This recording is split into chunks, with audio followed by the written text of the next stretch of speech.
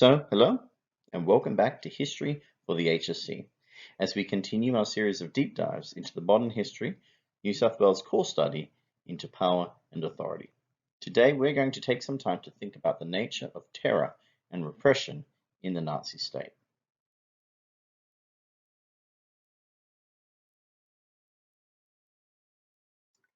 We come back at this point to the following same syllabus dot point. The various methods used by the Nazi regime to exercise control, including laws, censorship, repression, terror, propaganda, and the cult of personality. In our last video detailing this dot point, in our last and final video detailing this dot point, we're going to consider the last two aspects that as of now we've left alone, and that is of course repression and then terror.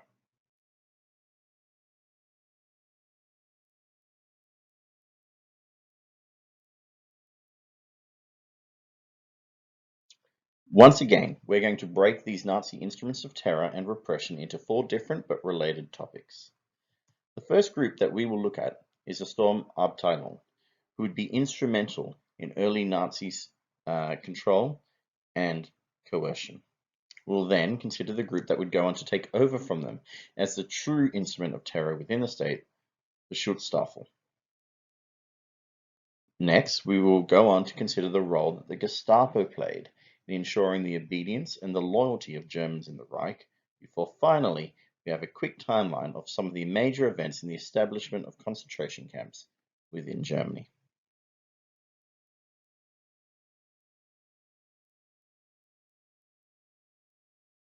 This first group, the Sturmabteilung, were incredibly significant in the early years of the Nazi Party and during its rise to power. However, as we'll see later, they would also remain somewhat significant as a group until the downfall of the regime itself. The phrase Sturmabteilung simply means storm detachment, and it actually predates the party itself. The term was first used to describe army groups in the First World War who specialized in infiltrating the enemy and in the testing of new types of weapons. But the tale of how the Nazi paramilitary would come to be called the Sturmabteilung is not a short one. This paramilitary force would first appear as a group within the Deutsche Arbeiterpartei before Hitler himself even joined. And at this point, it wasn't an organized or a permanent group. Rather, it was made up of party members who would serve as protectors for party meetings if and when required. At a large party meeting at the Hofbrauhaus on the 24th of February 1920, a group of these men and some of Hitler's former army companions would fight off opposition who were attempting to break up their meeting. And immediately following this, a small group called the Meeting Hall Protection Detachment would be formed under a man named Emil Maurice. Now, the Weimar government was increasingly concerned at this point with the activities of such paramilitary forces. This is unsurprising given that this is the time of the Spartacist uprising and the Kapp Putsch. And so to avoid this level of surveillance, Hitler would actually rename this group again, calling it now the Gymnastic and Sports Division. By September 1921, the group had found an informal title, and later that would be made official. They called themselves the Sturmabteilung, the SA, and were beginning to be considered a fundamental group within the party structure itself. The SA would find its growth under the leadership of Ernst Röhm. The failed Beer Hall Putsch had seen Hitler imprisoned and the party and Sturmabteilung banned. Röhm, at that point, was given approval by Hitler to rebuild the SA in the manner he saw fit. And so whilst Hitler was in prison, Röhm began to grow the size of the group. He called it initially by another name, the Frontbahn, in order to circumvent the ban that had been placed on the group by the Weimar regime. As he began to rebuild this group, Hitler changed his mind.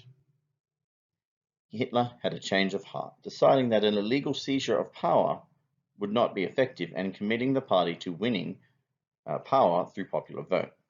Röhm left the whole country disgusted, and leadership of the Sturmabteilung was passed to several other men. Goering would run the group for some time, organizing it. And as time went on, it increasingly became clear that the role of the SA was not just to protect their own meetings, but to disrupt their opposition. In the words of William L. Schreier, the stormtroopers, outfitted in their brown uniforms, were recruited largely from the freebooters of the Free Corps. Not content to keep order at Nazi meetings, they soon took to breaking up those of other parties.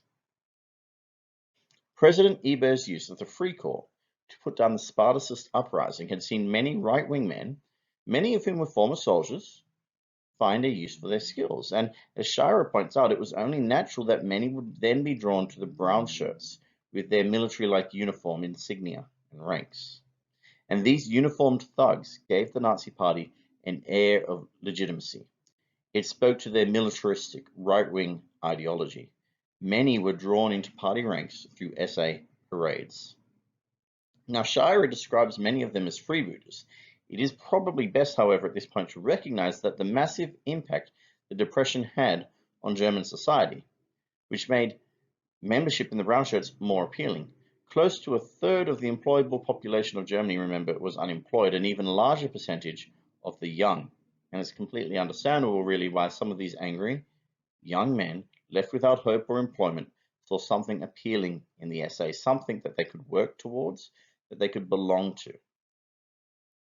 By January 1931, Röhm was invited back to control the Storm Detachment, and under his leadership it continued to grow in power and stature.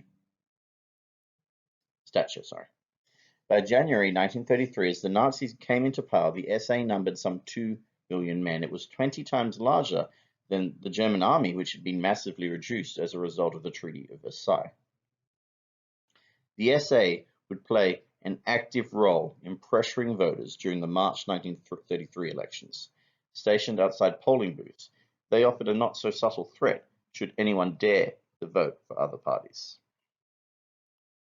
By the end of 1933, there were 3 million men in the brown shirts, and Rome would increasingly be calling for the Sturmabteilung to take over from the German army. This would be the conflict that would ultimately lead to the Night of Long Knives and the downfall of the SA as a political force in the Reich. Now, we covered this in an earlier video, which you can see in the link above. What we want to know now, however, is what happened to the SA following this purge. In reality, only a small number of the group was actually targeted, and only those who held positions of power within the group, so most of those several million men were still part of the SA. Well, the Sturmabteilung would continue to function, albeit in a severely reduced form, with only about 60% of the members it had had previously. From now on, they lacked their former political influence in the party, but they were still extremely significant as an instrument of terror and repression. It was the SA, for instance, who implemented the majority of the Kristallnacht pogrom on Jewish Germans on the night of the 9th of November 1938. And from here on, the group would transition into a training ground for the German military. From the declaration of war on Poland in September 1939, it would fall even further into obscurity, with the majority of its members being co-opted into the German military.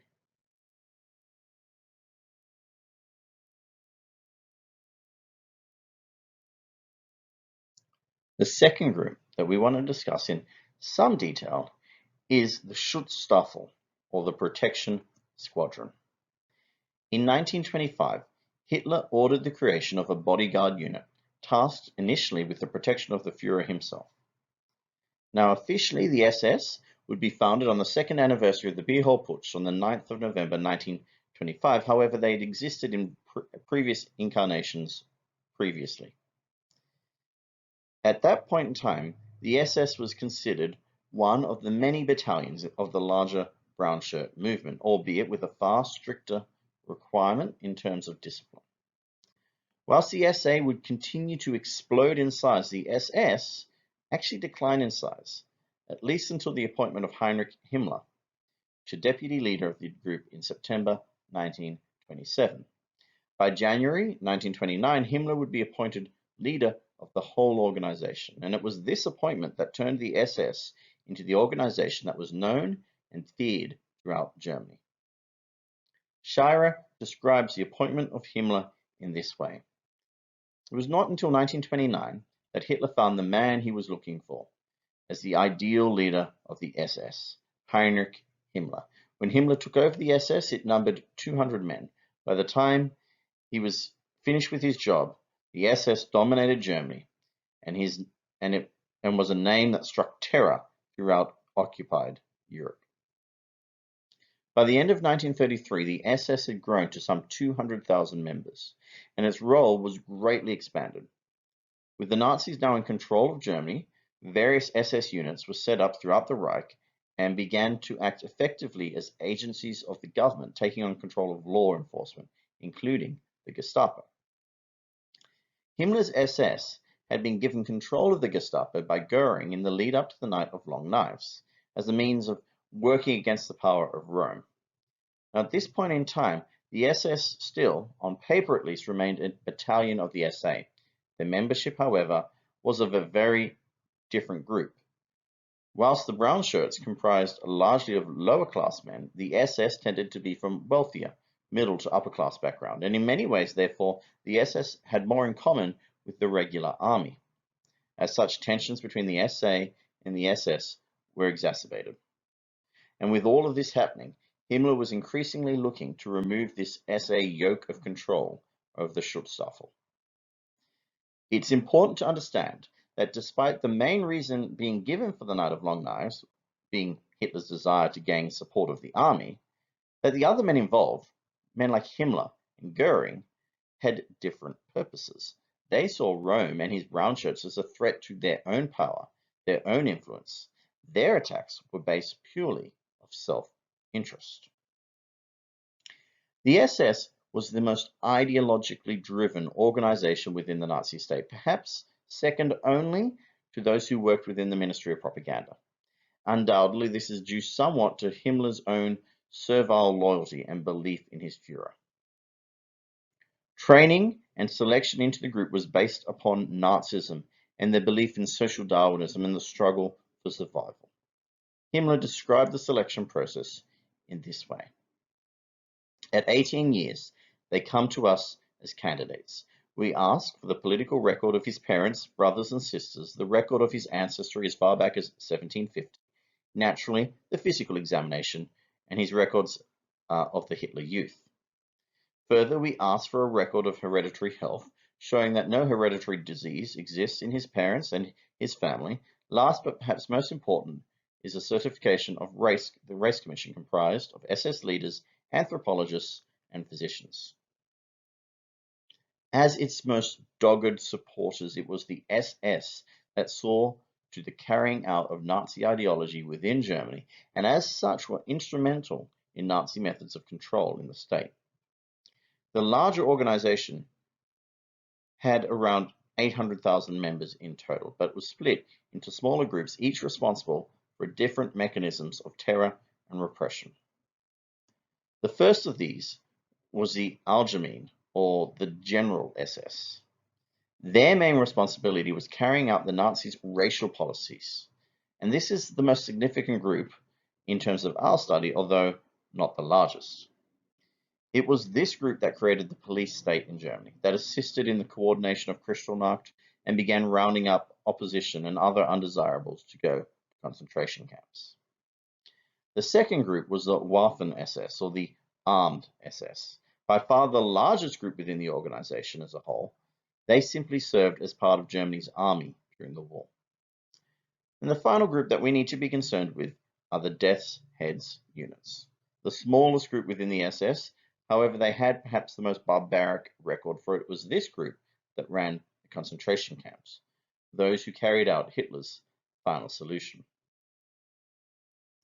As we've looked at the Schutzstaffel, we've seen an organization that was completely ideologically driven to develop National Socialism in the state of Germany. As a group of true believers in Nazism, they were of fundamental importance in the creation of a state of terror and repression that led to a lack of any real opposition to Nazi rule. In this, we can get a glimpse of the effectiveness of the group as a whole.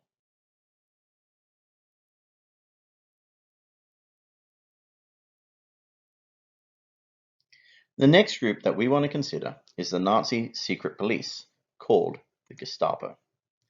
Perhaps more than any other group, this organization has a reputation for the creation of a state of fear and obedience within the Reich. We'll consider how accurate that reputation is later, but for now let's have a quick look at where they came from. On the 26th of April, 1933, with Hitler Chancellor and Goering, Minister for the Interior of Prussia, the decision was made to develop a clandestine police force. Goering had responsibility of the police in Prussia, and so he was responsible for the development of this new group. In Goering's own words, "It was my personal decision to create the secret state police office. This instrument, so much feared by our enemies, is the principal reason why in Germany and Prussia there is today no Marxist or communist menace.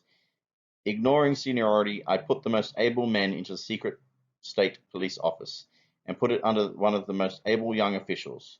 Daily, I am again and again convinced that I chose the right man. The job that the office of Chief Rudolf Diels and his men did will always remain one of the principal achievements of the first year of German recovery. We have had to proceed against enemies of the state with total ruthlessness. It must not be forgotten that when we took over government, over 6 million people still supported the communists. The greater part were good Germans, led astray by this insane worldview, but also by the spinelessness and weakness of the middle class parties. All the greater was the need to rescue these people from error and to lead them back into the national community. But it was just as necessary to proceed mercilessly against the deceivers, the agitators, and the leaders themselves.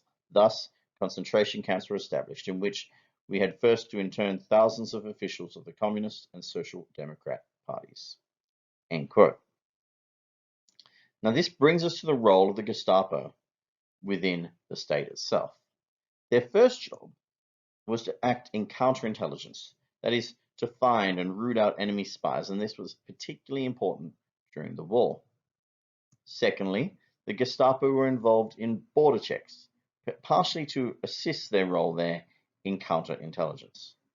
However, the most significant role, in terms of our study at least, into Nazi methods of control, is the Gestapo's activity to suppress opposition.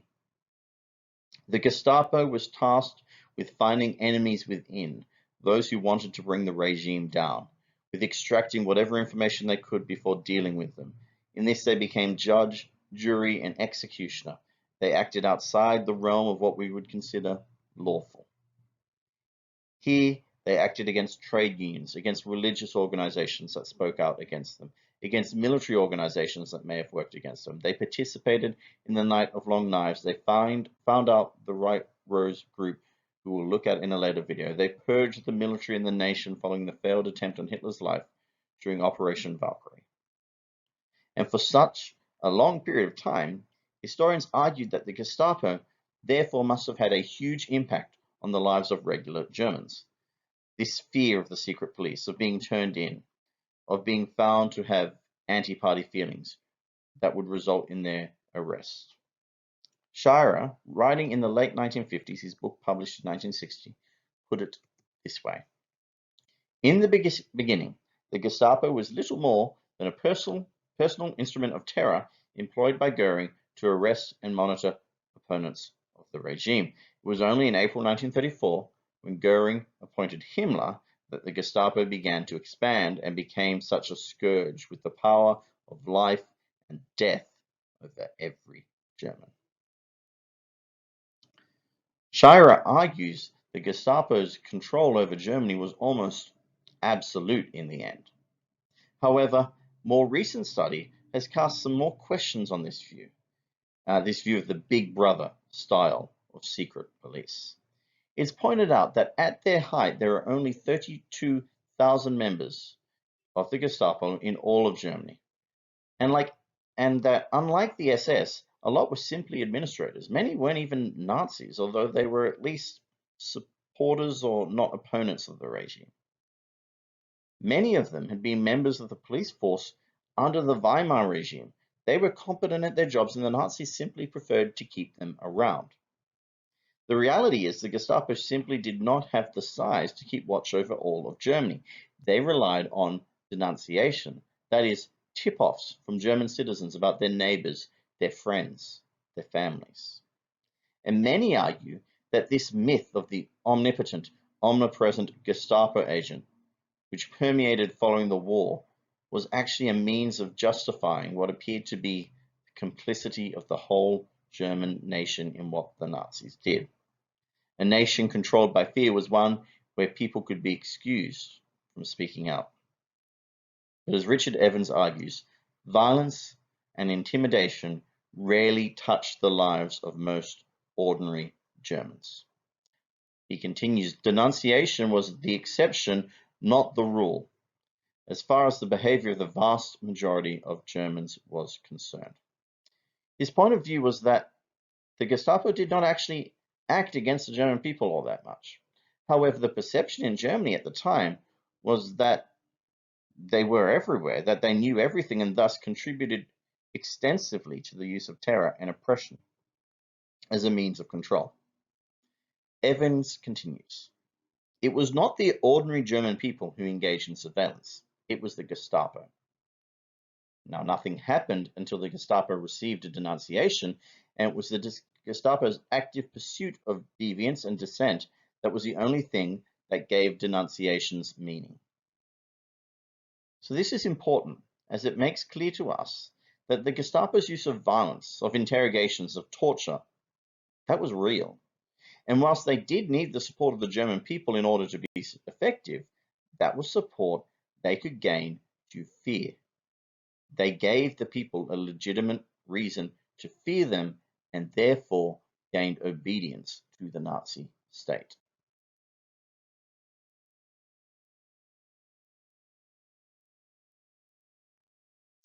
In this final section of the video, we will take a look at the concentration camps themselves as a study in how they were used to create the climate of fear that enabled their regime to continue to hold on to and consolidate their power. We'll start with the timeline from 1933 when the Nazis would take power and to 1945 when the Second World War would end. And on this timeline, we're going to place some of the more significant events that occurred during the camps. Obviously, this will not cover everything that happened, and nor will we look at each event in an exhaustive manner. We simply want to get a taste as to how the regime used these camps as a means of control. On March the 22nd, 1933, the Nazis established their first concentration camp at Dachau. Less than a month earlier, the Reichstag building had been burnt down, the work of a Dutch communist, and it would be members of the Communist Party who would form the first inmates of this camp. Many of the Communist and Social Democrat Party deputies who found themselves arrested during the March 1933 elections would be placed in these camps, and many would remain there until 1945. In November the same year, the Nazis used the Enabling Act to pass the law against dangerous habitual criminals. And under this law, the regime gave itself the power to incarcerate any deemed a threat to the country for indefinite periods. And by doing this, they could ensure their control permanently, removing permanently any opposition from within the state. By October 1934, there were some 2,400 inmates in all the concentration camps in Germany. Now keep an eye on that figure because we're going to track it throughout these years. June 6th, 1936, William Frick began what's called the Porajmos, or the Romani genocide, as the first Romani were moved into concentration camps, classified as Untermensch, subhuman, and dangerous habitual criminals. By December 1st, 1937, there were 7,746 inmates in concentration camps. June the next year saw the first official execution to occur in a camp. Although people had died earlier and people had been killed earlier, this was the first open execution of anyone in a camp. And at this point, some 24,000 men, women, and children spent the entirety of their lives in concentration camps. The most infamous of all concentration camps, Auschwitz, would open on the 14th of June, 1940. Located near Krakow in Poland, this camp would house over 1.3 million inmates throughout its operation.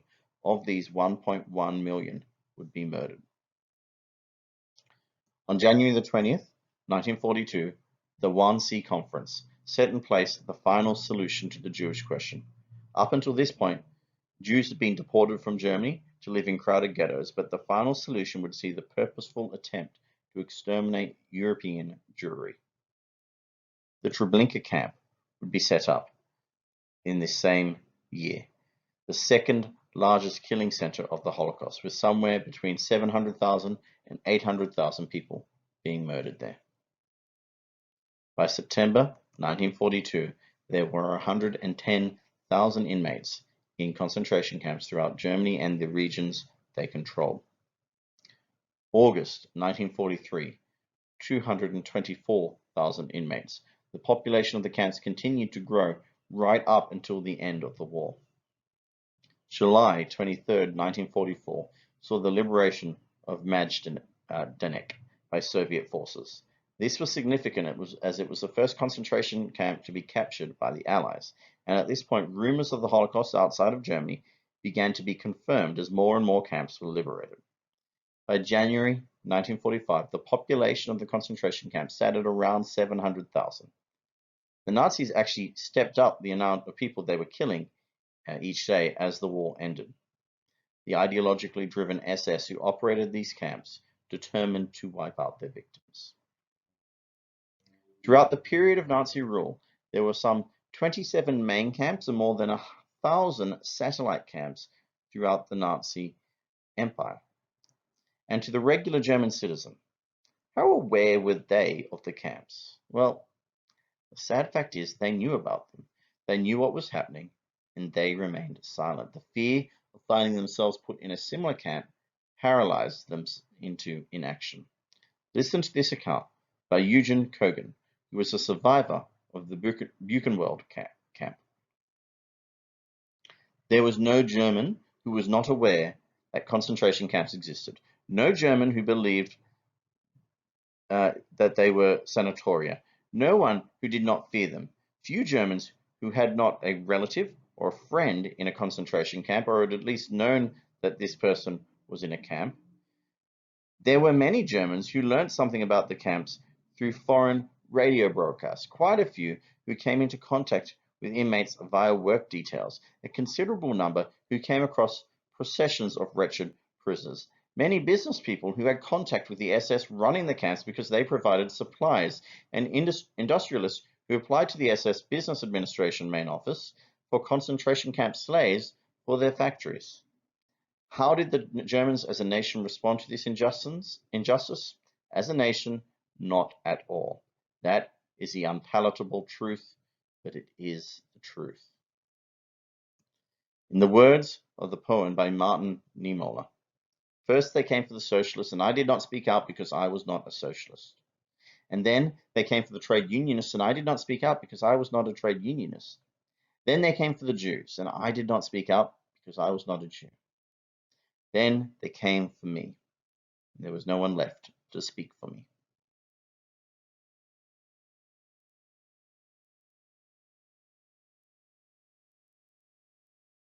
This has been History for the HSC and our 14th deep dive into the power and authority topic. Today, we have finally finished looking through the syllabus dot point on the methods of Nazi control. We've investigated how the Sturmabteilung, the Schutzstaffel, the Gestapo, and the concentration camps assisted the regime in using terror and repression to create fear and therefore control within the state. Remember, you can download this end screen using the links in the description below. A recommended video and the subscribe button will probably be appearing on the screen about now, which you can use as you wish. Next week, we're going to begin to look at how the Nazi regime impacted life in Germany. But until then, keep studying.